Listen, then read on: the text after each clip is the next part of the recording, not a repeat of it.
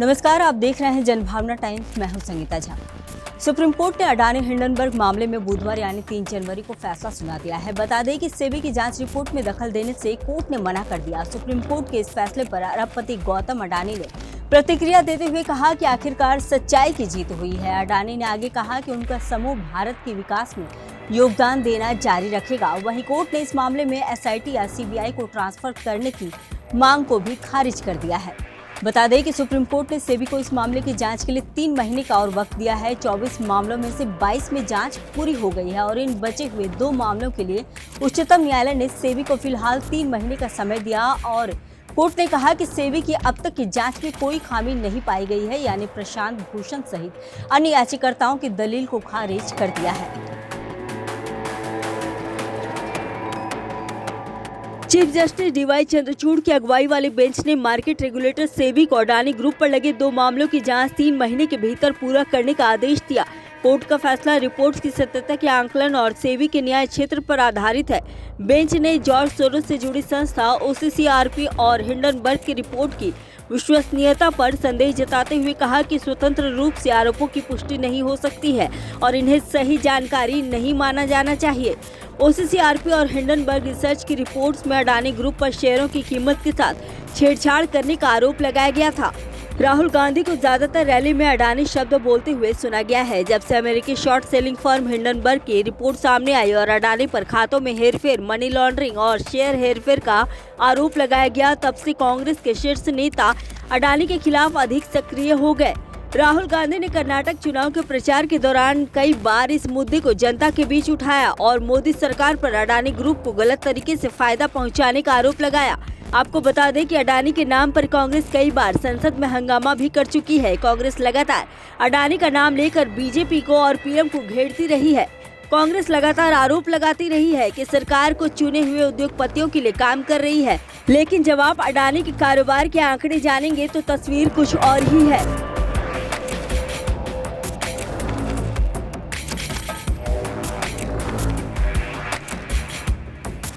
Adani Hindenburg case में supreme court का फैसला आने के बाद बहुत कुछ साफ हो गया है। एक बात तो यह है कि अब यह मामला तो 2024 में चुनावी मुद्दा तो बनने से रहा, जो हाल राफेल मुद्दे का 2019 के चुनाव नतीजों के बाद दिखा। अडानी मुद्दे की हवा तो अभी ही निकल चुकी है। 2014 में कांग्रेस को मिली हार का एक बड़ा कारण तब की यूपीए सरकार का भ्रष्टाचार के आरोपों में घिरना रहा। 2019 में राहुल गांधी ने भी मोदी सरकार को भ्रष्टाचार के मुद्दे पर ही घेरने की कोशिश की थी। राफेल की ही तरह राहुल गांधी अडानी मुद्दे को भी भ्रष्टाचार की लाइन पर आगे बढ़ा रहे थे। हो सकता है अंदर ही अंदर चौकीदार चोर है कि तर्ज पर कोई और स्लोगन गढ़ लिया गया हो या गढ़े जाने की प्रयास भी चल रही हो, लेकिन सुप्रीम कोर्ट के फैसले के बाद तो लगता है अब सब कुछ धरा का धरा रह जाएगा।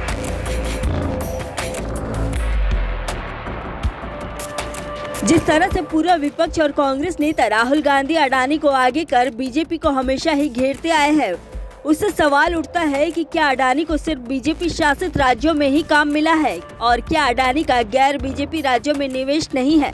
इस सवाल का जवाब इसलिए भी जानना चाहिए क्योंकि जिस कर्नाटक में चुनाव प्रचार के दौरान कांग्रेस के कई नेताओं ने अडानी के जरिए बीजेपी पर निशाना साधा था, अब कांग्रेस की सरकार बनने के बाद उसी जगह से अडानी को प्यार भरे संदेश दिए जा रहे हैं। कर्नाटक में कांग्रेस चुनाव जीतने के बाद अपने विधायक एमबी पाटिल को राज्य का उद्योग मंत्री बना। पाटिल ने ही अडानी ग्रुप को लेकर कहा कि कर्नाटक के दरवाजे अडानी के लिए खुले हुए हैं। आइए जानते हैं कांग्रेस शासित राज्यों में अडानी का कितना बिजनेस है। अडानी ग्रुप का देश के लगभग सभी राज्यों में निवेश है। उन राज्यों में से अडानी के बड़े प्रोजेक्ट कहाँ हैं और कहाँ गैर बीजेपी शासन में अडानी का ये प्रोजेक्ट है, इसको लेकर बात करें तो आपको बता दें कि छत्तीसगढ़ में जहाँ पहले कांग्रेस की सरकार हुआ करती थी लेकिन अभी बीजेपी की सत्ता है, वहाँ छत्तीसगढ़ में अडानी का 25,000 करोड़ का निवेश है, जिसमें कोल खदानें भी हैं। हसदेव अरण्य विवाद भी उसी का हिस्सा है। राजस्थान में भी 65,000 करोड़ के निवेश का वादा किया है अडानी ने। राजस्थान की कोल खदान भी अडानी के पास है। केरल में वाम शासित सरकार है जहां 7,400 करोड़ के निवेश की बात अडानी ने कही है। बंगाल में जहां टीएमसी की सरकार है वहां पर 35,000 करोड़ का निवेश है अडानी का। वहीं आंध्र प्रदेश में 60,000 करोड़ का निवेश है। ओडिशा में अडानी के 57,000 करोड़ के प्रोजेक्ट हैं। तमिलनाडु में 4,500 करोड़, जिसमें रामनाथपुरम सोलर प्लांट भी शामिल है। यहाँ हमने आपको सिर्फ अनुमानित लागत ही बताया है। बता दें कि विपक्षी राज्यों में निवेश को लेकर स्वयं गौतम अडानी स्थिति साफ कर चुके हैं। मीडिया में गौतम अडानी कह चुके हैं कि मेरा बिजनेस देश के 22 राज्यों में फैला है, जिसमें सभी पर बीजेपी का शासन नहीं है। इससे खुशी की बात और क्या हो सकती है। हम हर राज्य में अधिकतम निवेश करना चाहते हैं। हमें किसी राज्य सरकार से कोई समस्या नहीं है। हम वाम शासित केरल में भी काम कर रहे हैं। ममता दीदी के पश्चिम बंगाल में, नवीन पटनायक जी के ओडिशा में, जगनमोहन रेड्डी के राज्य आंध्र प्रदेश में, यहाँ तक कि केसीआर के राज्य तेलंगाना में भी काम कर रहे हैं। मैं दावे के साथ कह सकता हूँ, किसी भी सरकार से बिजनेस में मुझे कभी कोई परेशानी नहीं हुई है। अडानी ने कांग्रेस शासित छत्तीसगढ़ में 25,000 करोड़ का निवेश सिर्फ कोयला खदानों में किया है। राजस्थान में अडानी समूह ने 65,000 करोड़ का निवेश किया है। वहीं राजस्थान में Adani green energy limited, Adani infra limited, Adani total gas limited और अडानी विल्मर लिमिटेड राजस्थान में निवेश करने जा रही है। छत्तीसगढ़ सरकार ने तो गिद्धमुड़ा और पुतरिया कोल खदान का ठेका अडानी को दे दिया है। केरल की ओर बढ़ते चले तो वहां अडानी समूह ने 70,400 करोड़ रुपए का निवेश किया है। केरल के विंझिजम बंदरगाह भी अडानी के नेतृत्व में है। जिस अडानी को राहुल इतना कोसते हैं, उसी अडानी के लिए कर्नाटक में सरकार बनाते ही कांग्रेस ने रेड कारपेट बिछा दिए। कर्नाटक में कांग्रेस की सरकार बनाते ही अडानी का दिल खोलकर स्वागत। कर्नाटक के उद्योग मंत्री एमबी पाटिल ने कहा कि अडानी ग्रुप के निवेश के लिए प्रदेश के दरवाजे खुले हैं। अडानी समूह ने कर्नाटक में 1 लाख करोड़ का निवेश का वादा किया है। इसके अलावा अडानी ने बंगाल में 35,000 करोड़ का निवेश, आंध्र प्रदेश में 60,000 करोड़, ओडिशा में 57,000 करोड़ और तमिलनाडु में 4,500 करोड़ निवेश किया है। गौतम अडानी का कारोबार एयरपोर्ट्स, बंदरगाहों, खानों, एनर्जी और रियल एस्टेट सहित कई सेक्टर्स में फैला हुआ है। पिछले कुछ सालों से सरकार के करीबी की वजह से अडानी विपक्ष के निशाने पर रहे हैं। राहुल गांधी सहित कई विपक्षी नेता अडानी ग्रुप पर सवाल उठाते रहे हैं। वहीं अडानी के बिजनेस को लेकर विपक्षी दलों के बीच पॉजिटिव माहौल बना हुआ है। विपक्षी नेता भी इसकी तारीफ करते हैं। हम बात कर रहे हैं केरल में तिरुवनंतपुरम के पास विझिंजम बंदरगाह की। यह बंदरगाह अपनी तरह का देश का पहला बंदरगाह है। ये केरल सरकार और अडानी ग्रुप के बीच प्लास्टिक प्राइवेट पार्टनरशिप में 7,700 करोड़ रुपए से बना है। इस पोर्ट का संचालन अडानी ग्रुप द्वारा किया जाता है। यह एक गहरे पानी वाला समुद्री बंदरगाह है, जहां दुनिया के सबसे बड़े कंटेनर जहाज आ सकते हैं।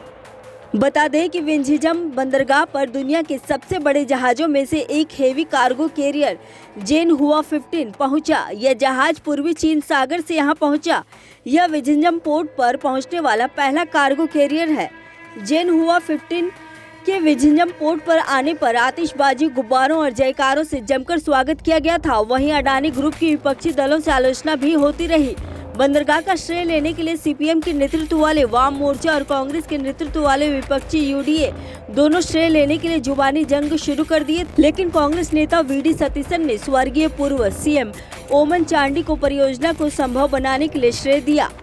गौतम अडानी ने राजस्थान में भारी निवेश का वादा किया था, जिसके बाद राहुल गांधी ने कहा था कि राज्य की कांग्रेस की सरकार ने उद्योगपतियों को कोई तरजीह नहीं दी है और कहा कि वह कॉरपोरेट्स के नहीं बल्कि एकाधिकार के खिलाफ है।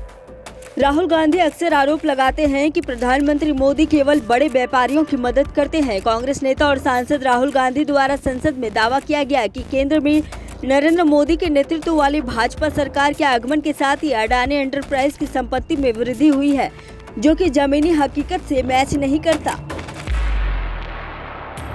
ऐसा नहीं है कि अडानी के नाम पर विपक्ष का हंगामा कोई नया हो। कांग्रेस लगातार अडानी का नाम लेकर कभी बीजेपी को तो कभी पीएम मोदी को घेरती आई है। कांग्रेस लगातार आरोप लगाती रही है कि सरकार को चुनिंदा उद्योगपतियों के लिए ही काम कर रही है, लेकिन अडानी के कारोबार के आंकड़े खुद ब खुद कुछ अलग ही बयां कर रहे हैं। यहाँ तक कि अडानी ग्रुप देश के कुल 22 राज्यों में काम कर रहा है, लेकिन इन सभी राज्यों में बीजेपी सत्ता में नहीं है। इसी तरह देश दुनिया की तमाम अपडेट्स के लिए देखते रहिए जनभावना टाइम्स।